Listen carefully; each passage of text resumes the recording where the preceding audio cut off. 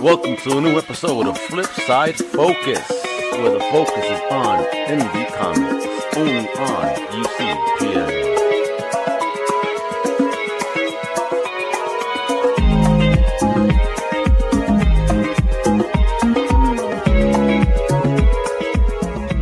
Hey everybody, welcome to this Flipside Focus Special. Oh yeah, unfortunately the random dude and the dodgy man himself couldn't make it, but it's all good. It's a holiday weekend and Almega working. But I'm not the only one working apparently, because we have this amazing independent comic book creator that's had several successful Kickstarters, has created some kick-ass stories, man, that'll make you geek out. And I'm talking about none other than Sam Johnson, the creator of Geek Girl. Hello. That was a long intro. You're like, what is he going to shut up? No, well, thanks for joining me, Sam. I appreciate it. You're all the way from the UK, correct? I am. How are you doing now? I'm doing well, my friend. All the way from the States here in Rhode Island on a beautiful sunny day. Now, yeah, it's intermittently sunny here as well. Awesome. Oh, it was just not raining for a change out there? Good for you guys. Yeah, sometimes it doesn't. Awesome. Well, folks, if you guys are not aware, Sam Johnson has this very cool, kick-ass independent title called Geek Girl. And the Geek Girl is not just one person, but rather a mantle, and I really love that approach.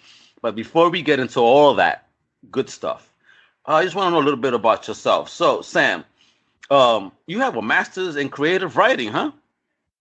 Yeah, I mean, I did that back in the day because basically, I mean, we are going back a bit here. It was a lot more difficult to sort of get somewhere in comics, and I did that to sort of broaden my scope because I knew I wanted to write. I knew I wanted to get my comics adapted into film and TV. But that's before the internet became what it is, and Gotcha. that's happened. I'm in, so I've been getting published for the last 10 years. And yeah, I mean, though the creative writing for film and TV is sort of part of my thing, it's much more about, as I say, adapting my comics to that rather than writing direct for film and TV, because comics is my love. Yes. You know what? In the preview edition of your newest Kickstarter that we'll talk about in a bit, it's funny how you say the TV and film, because I immediately see the influence in the first pages with your amazing artist, Carlos Granada. You could tell. I mean, it started off like a movie, so kudos again to you. I'm digging it. So you got into creative writing. What led you to go into that path? I mean, was it comics? Was it a particular TV show or a particular movie that told you in your mind, I have to be part of this community? Well, I excuse me. I knew I wanted to write, and when I was getting to the age where I was sort of deciding what to do specifically, I just got back into comics. I'd been out of them, and I'd come back into them after Rob Liefeld's work on New Mutants caught my eye and brought me in with your Deadpool and your Cable. Gotcha. Check you out. So that got me back into comics, and then, as I say, I was in the kind of mind frame of thinking about what I wanted to do in terms of writing. An Image came out fairly soon after that, and launched some talent search contests where you submitted stories for filler stories for using their characters. So that got me into it. I entered some more. I entered a Wizard, if you remember Wizard magazine from back in the day. Absolutely remember Wizard. I still have my very first issue of Wizard.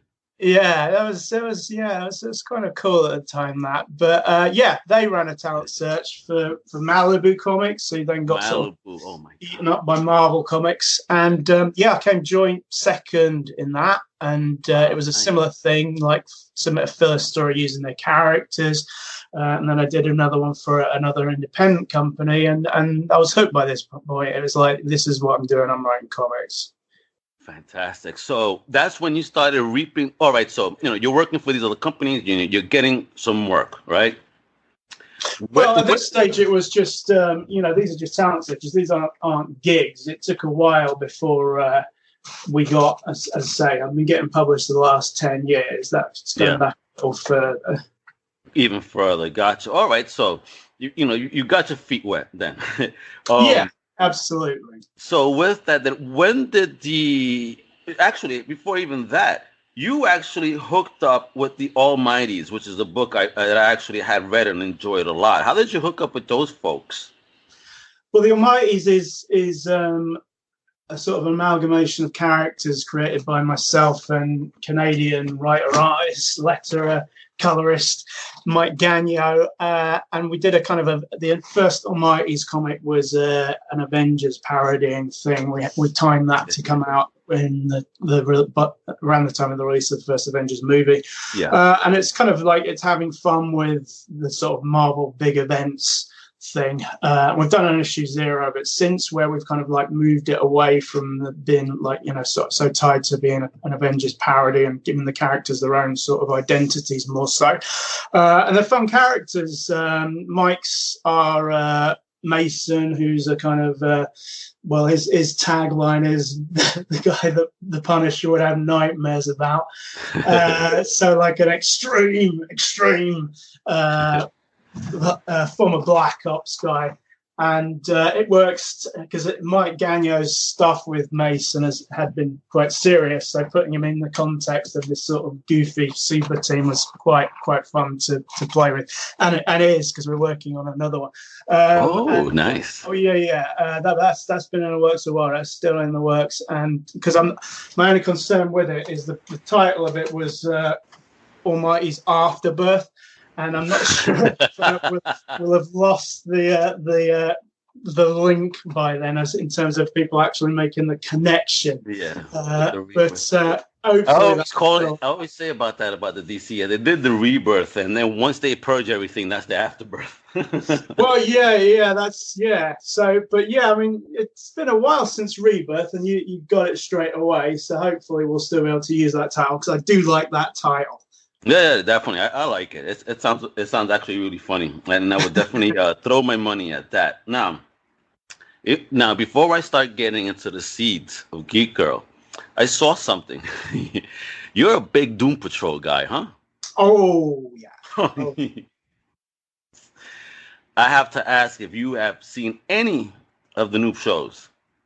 I would have loved to have seen them, but the DC streaming thing isn't available in the UK. So I've been following what's going on with it. I know they've trailed every episode, and I'm eagerly awaiting it to show up on Netflix, because the deal is, because we don't have the DC stream, we get these shows on Netflix, whereas you don't. Like, we got Titans, you got it on the DC stream.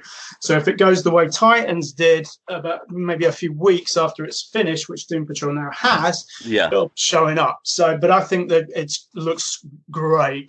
I mean, so you've seen the imagery of the characters. Oh yeah. And the thing that I really like, I mean, I love that they're taking so much from the Grant Morrison stuff, which is a big influence on my own work, but also like Brita, who sometimes has felt a little out of place in Doom Patrol in terms of the so weird, and she's kind of like Miss Fantastic but a woman. But what Giffen did when he had a run on Doom Patrol was made her this kind of like amorphous blob that has to kind of consciously hold it together in female form. And in fact, I think Jeff Johns introduced that concept before he did, and who was involved in this series. And they've made her weird in that way, and the kind of misfit that sort of the misfit that ironically fits in, the misfit that fits in the rest of the misfits, and it looks great in it. But all of it, I mean, I'm champing at the bit for it out. I can't wait till you see it, because I think I'm going to have you on the pod just for that, to see if Sam Johnson approves. From what I've seen, no doubt that I will. No doubt. Well, I've had the pleasure of watching it. It's definitely a kick-ass show. I believe that the DCU app is doing the properties a real justice.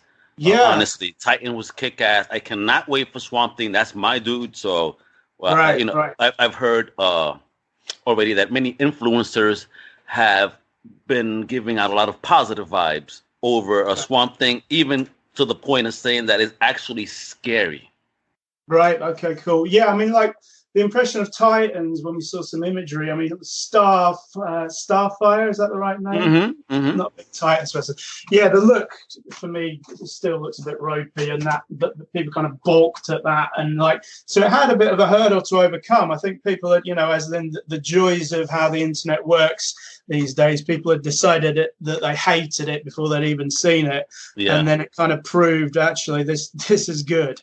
Yeah, so, exactly. For you naysayers, shut the F up. Watch it first, Absolutely. I mean, like I heard something the other day about it's the anniversary of Han Solo's the Solo movie, and so many people that didn't watch that for their political, for want of a better word, views, they've just missed out. I mean, it's not a spectacular film. It's not up there with the best of Star Wars, but it's a solid Star Wars film. And if you're a Star Wars fan that hasn't seen it, you've missed out. Yeah. People need to stop that. Just enjoy the films what they are. Enjoy the vastness of the universe being exposed on the big screen. I'm enjoying all the comic book shows. And I can't wait to actually see Geek Girl on TV because I like the way you've handled this. And now I want to get into Geek Girl, and where was Geek Girl born in your mind? When? Okay, so Geek Girl was created, again, an image contest. They, Shadowline Studios, Jim Valentino's studio, ran a contest where it was who wants to create a superheroine. So it was basically you were just pitching superheroine ideas, and I came up with 3, and Geek Girl was the one. It was in a more prototypical state at that point, but it stuck with me, and I'm like, I want to develop this, I want to take this somewhere, and I did. I fleshed it out, and Geek Girl is what it's become now, which is, initially Geek Girl is a hot popular college chick. She lands a pair of super tech glasses. They mess with her head, make her super klutzy, which alienates her cool kid clique, with the exception of her friend Summer, who pushes her to become a superhero. She steps up, she becomes that. And the relationship of Ruby and Summer is integral to the book, and something that we explore a lot, actually. Quite a character piece that I'm quite proud of in the new trade paperback that's on the Kickstarter, the Crime War arc.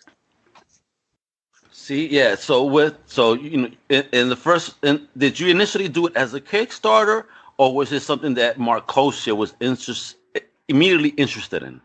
Well, I self-published in issue 0, and that was very much, again, sort of in the prototype stage. The artist on that was not a superhero artist. She kind of did it as an experiment, but it was like it was a great way to introduce the characters, because Ruby was only just getting the powers then, but it was very much in her college world in Maine.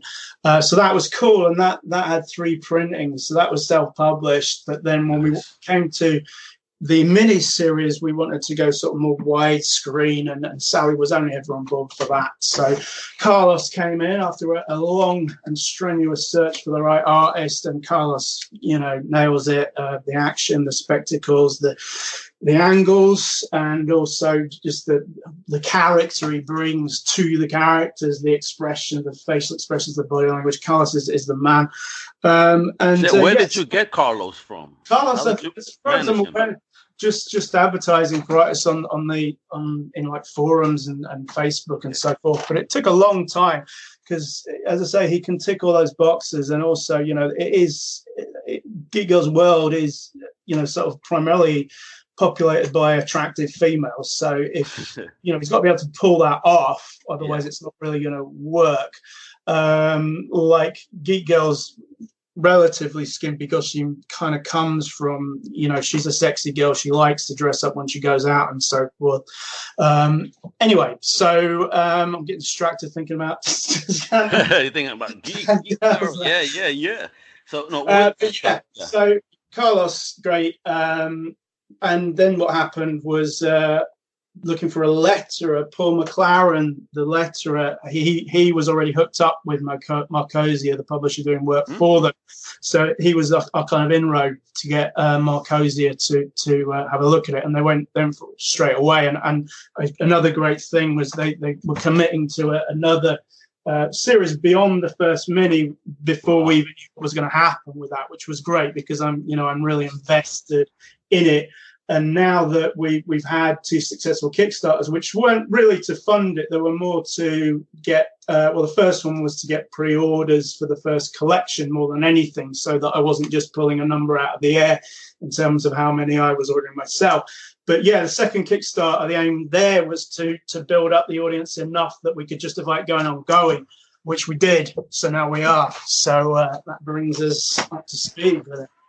Awesome. And now with this, this is one of my questions, because as I had mentioned earlier, the Geek Girl persona is actually being used more as a mantle based on who the original was as to opposed to who is now. Yeah, Did you do that on purpose to create it as a mantle?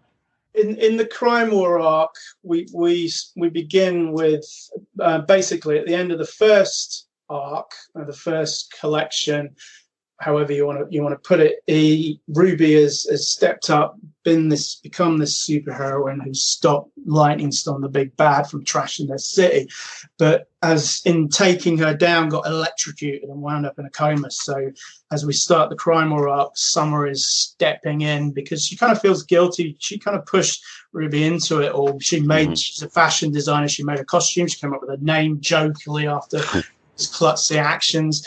And and she's a big sort of comic book fan and superheroes fan. Her college dorm walls are adorned with posters of like Neon Girl, who's the resident big superheroine in Maine. So yeah, Summer feels kind of responsible. So when we begin the Crime War arc, things have kind of gone to hell a little bit because of the damage that Lightning and Storm had done in terms of hospitalizing superheroes and trashing police stations. So you've got this new bunch of criminals called the League of Larcenists looking to take advantage of the hole in law enforcement, and they've got like super tech guns and portals to back that up, and they're looking to grow in number and become the Legion of Larcenists. So that's kind of what Maine and Geek Girl, in inverted commas, which is at this point Summer are up against.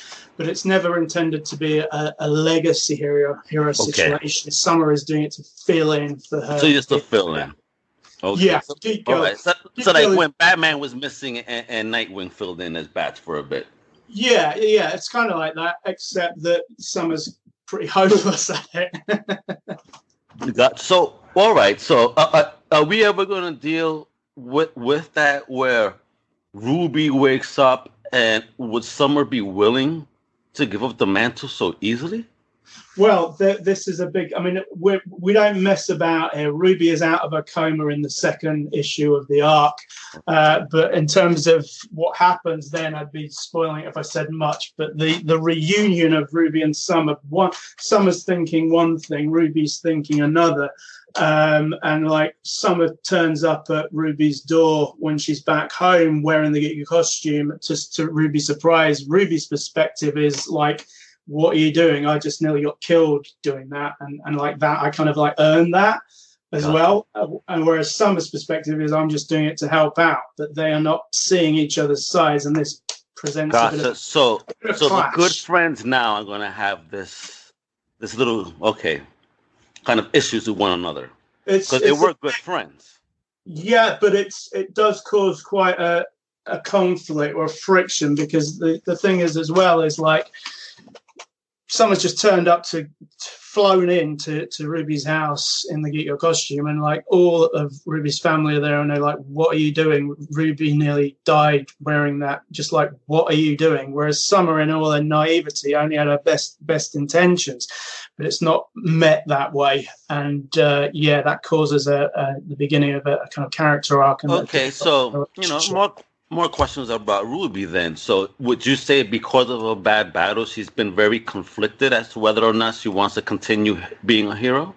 She doesn't want to continue being a hero. That's one of the things that problems that Summer comes up against in the second part of the arc, because Ruby, you know, she's Geek Girl. She wants these glasses back, that these glasses that have a chip in them that imbue the brain, they imbue the wearer with super flight and super strength powers, which is how someone's able to use them. But Ruby's like, these are my glasses, I want them back. I'm Geek Girl, I want the costume back.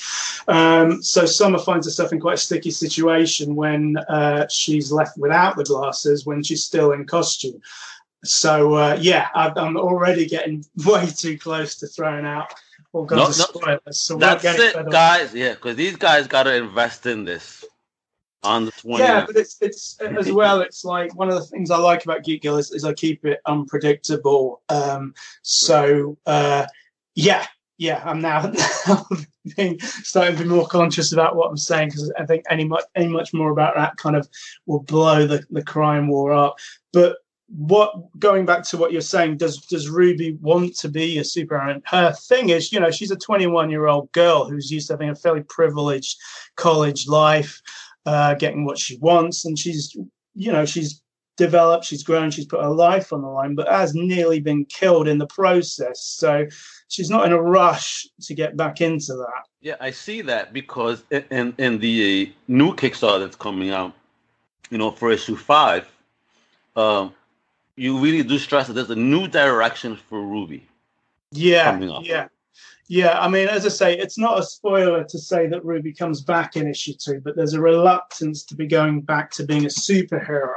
However, by the time we're done with the crime arc, she's kind of been made an offer she can't refuse, and that sets up the for those that have already read the crime arc, or for those that get it along with the new issue 5, this new direction where this man of dubious morals, Johnny Carlisle, who throughout the crime arc has been this kind of like weapons dealer who seems to be somewhat indiscriminate as to whether he's Neon Girl, who was hospitalized, got her arm part of her arm destroyed by lightning storm, and Johnny has hooked her up with a cybernetic arm, so that's all good. But then Neon Girl's like, right, this League of Larcenists, they've got all kinds of like cable, as in Rob Liefeld cable style, high-tech, chunky blasters, and they've got a teleportation device. Where are they getting this from? Is there anything with you, Johnny? So Johnny, you know, while it's never quite established whether they're coming from him, he gets a slap on her wrists from Neon Girl, and he's looking to kind of, you know, she's kind of got her eye on him. So he has the idea now of being a little bit more discriminate. If he, you know, allegedly did sell his weaponry to some very dodgy criminals, he's now looking at putting together a super team, and he wants Ruby Geek Girl to head it. Gotcha. And I have a question, because in the preview, you know, I gotta ask you about your villain design, because this guy with the half pig face. Oh yeah, people tend to laugh. Holy smokes! I'm looking. Everybody else is taking off a mask except him. So obviously, this is part of him. Where the hell did you come up with an idea like this? Because this looks creepy, dude. Yeah. Well, this is, again, like I mentioned earlier, there's a Grant Morrison influence where, from reading Doom Patrol, I've kind of learned to be able to sort of think in weird mode, and that's where some of the creations come from. And Pighead is quite an aggressive character who's had his brain fused with a pig, and as a result has half a pig head. So yeah, as they go into these bank jobs masked, but he's a lot more gruesome without the mask on. And again, quite aggressive. As I say, there's a character that joins the crew who's just kind of looking to make a buck, and he gets on the wrong side of Pighead. And they've all got code names, and Pighead saddles with the unfortunate moniker of Numbnuts when he finds out his wife recently made him have a vasectomy. So there's a bit of conflict internal classness.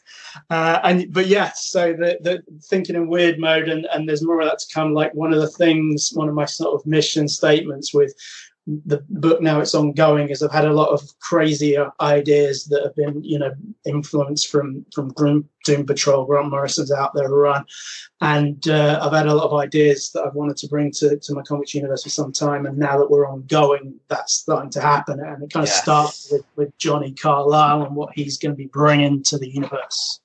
Awesome! Oh my God, this sounds so amazing! And again, the artwork by Carlos, the lettering. It's Paul and Chun Lin Zhao, correct? Chun Lin is the colorist, yeah. And Paul is the letterer, correct? Yeah. It's a terrific team, and I'm so glad that, like, these people were the initial mini series, Ruby's first arc. They were involved in most of that. We had, because of time constraints, a couple other people helped out, but it's been them throughout all 4 issues of the Crime War arc. It's them for the new issue 5, and they're committed to this, as am I, ongoing. And I think it shows how much the creative team are all into it. No, absolutely, because again, the lettering is wonderful, the coloring, the shading, the line work, the characterization. Just looking at some of just the clean old black and white images that you have as part of the preview for the Geek Girl School's Out. It looks fantastic. And then the ink pages that are works in progress, folks. Again, you please support this beautiful Kickstarter. Just looking at the black and white is like, wow, his pencils and the inking, amazing. Yeah, I say Carlos is the man. He's killing it. All the creative team are nailing it. It's really firing on all cylinders, and I'm really excited. Yeah. I love the diversity of your team, though, as well. You have Latinos. You got yourself from Europeans. Chun Lin, where's she from? Yeah, it's a global team, because you've got Carlos in Colombia, Chun Lin's in China, I'm in England, and Paul is in Scotland. So it's no Americans. no Americans. You don't need us. Well, we have actually on the fantastic cover for issue 5. Sun Kamanaki, if I'm pronouncing her name correctly, I believe she's American, and she has killed it with this. It's almost like photo, like real, like imagine a cross between photo and painted. You won't have seen this. Sorry, I have to see it. Where is this? Yeah. I've only just received the finished version. On the Instagram. There's like a sort of cropped early version of it. So you're giving us a tease. Everybody, Sam Johnson is a teaser, as you can see.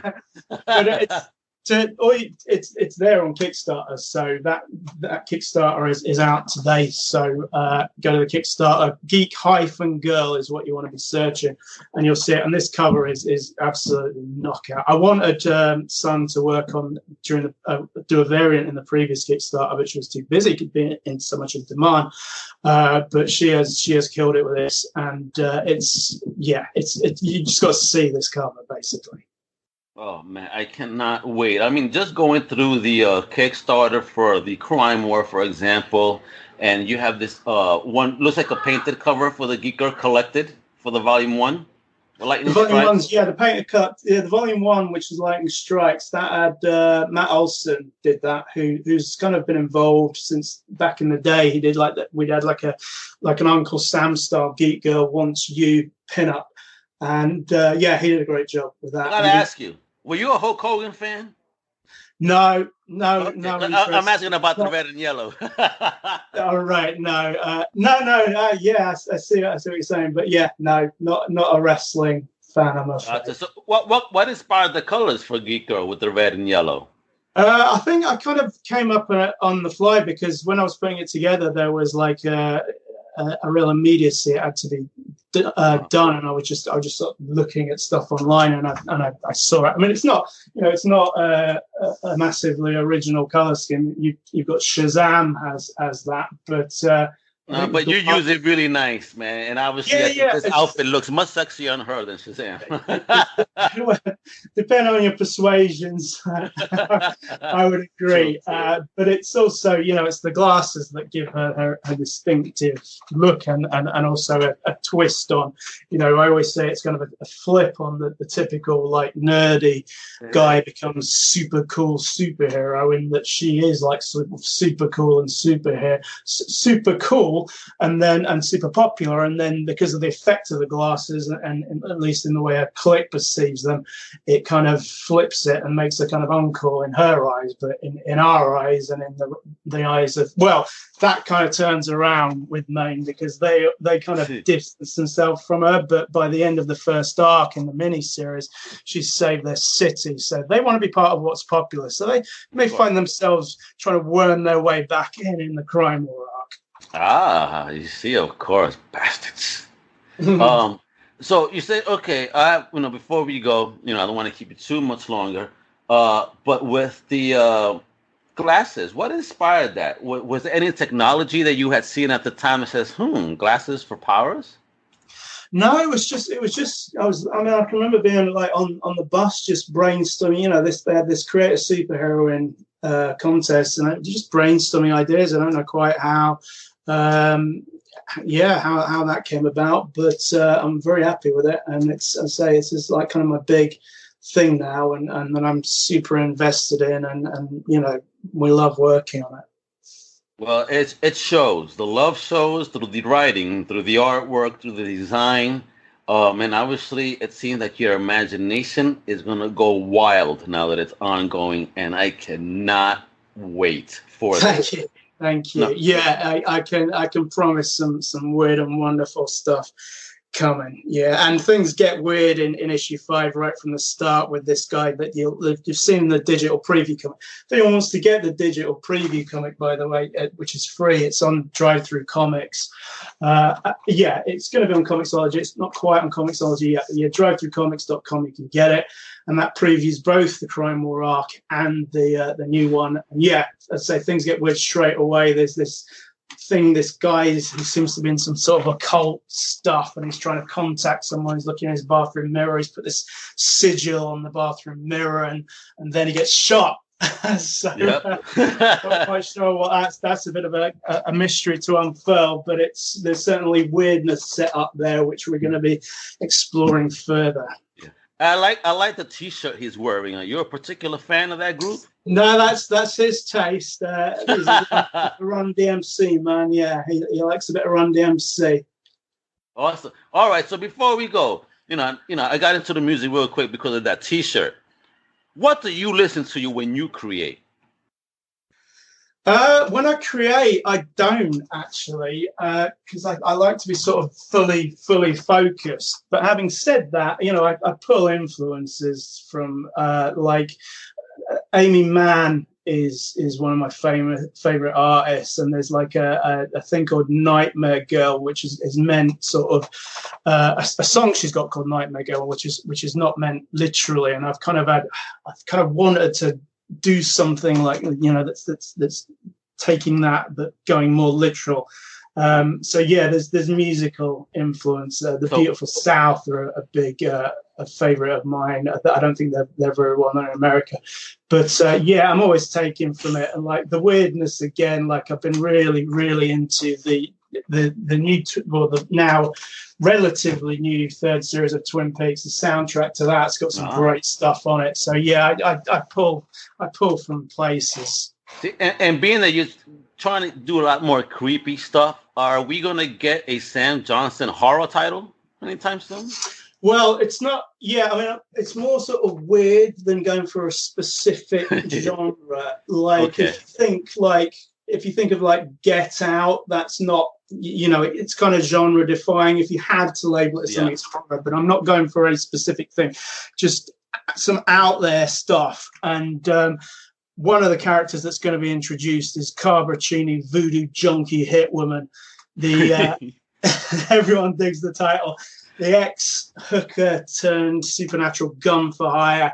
And there's some horrific things Holy smokes. lined up with her. Yeah, she goes through this dimension called the Infinite, where she, because of her bastardized version of voodoo that she uses, she can sort of abuse this as a sort of shortcut between wherever she is and wherever she needs to go. But the ruler of it, the Rook, doesn't like her doing this, so he throws everything out of her physically and psychologically to kind of dissuade her, and she's somewhat messed up from this. And that's a character I've had appearing in previously in an anthology called FX. She appeared regularly in the annual Halloween issue. But there's a miniseries in the works, and I've deliberately shelved that to introduce her to the pages of Geek Girl before. Tease, folks. You hear that tease right there? Woo! I can't wait, Sam. I love your sick, twisted mind and the creation of the stuff. And saying that you're a Grant Morrison fan. I like you a lot more because I love Morrison as well with his I get you 100 about the weirdness factor. And if you look at half of my personal collection, it's a lot of weird shit. So this is going to be great. So before we go, ask you, are you doing any conventions this year? And if so, go ahead and shout them out. Right now, my head is entirely in the Kickstarter. Like, I work a part-time day job, and I've taken the entire length of the Kickstarter off, which is over a month or just over a month, to focus on full time. So that is basically it. And then where we are at the end of that, it's like my aim with the last one was to get the audience built up enough that we could do ongoing, which we hit that. And the next aim is to kind of go bigger. We've had a sort of both the first and second campaigns were the same sort of size, and I'm trying to look to level up now and see if we can have some money in the bank to, start bankrolling the issues, so we can have, basically there's going to be a gap between issue 5 and 6, which are both going to be fairly self-contained, but the intention after that, or possibly with 8, but probably with 7, will be we get into a bigger arc. So we want that to be coming out closer together, and that's where we're going to bring in Carbuccini. Great. Check that out. You hear this, folks? This is the man with the plan for Geek Girl and the future of this fantastic franchise. The Kickstarter is out today. And Sam, let them know where they could follow you and where they could support the Kickstarter. Well, geekgirlcomics.com is now going to be rerouted to go to the Kickstarter. So we're kind of like putting the Geek Girl comics website into sort of hiding or gotcha. Refrigeration. That's a better word. It's going into storage for a bit. It's going to storage. That's what I was looking for. So geekgirlcomics.com will link you straight to the Kickstarter. So that is the place to go. Facebook, you can find me, Sam Johnson. If you've got friends that are into comics, we've probably got mutual friends, and you probably have got friends that are into comics. There's also the Geek Girl Comic Facebook group. Plenty of preview stuff coming out there will be throughout the course of the Kickstarter. We're looking to go big with this. There you go, folks. So please show your love and support independent comics. Creators like Sam are the future of this industry. So make sure to show some love. Comic Crusaders is here for you, Sam. So once we have any more information about this Kickstarter, send it on over. We'll definitely share it with the world, just as we will share this amazing podcast. Thank you for your time today. I'm Almega with the Sam Johnson. And again, don't forget, Geek Girl, Kickstarter, today. Let's get this funded in 24 hours. Let's do it. I'm Almega for Flipside Focus, and I'm out. Thank you, Al.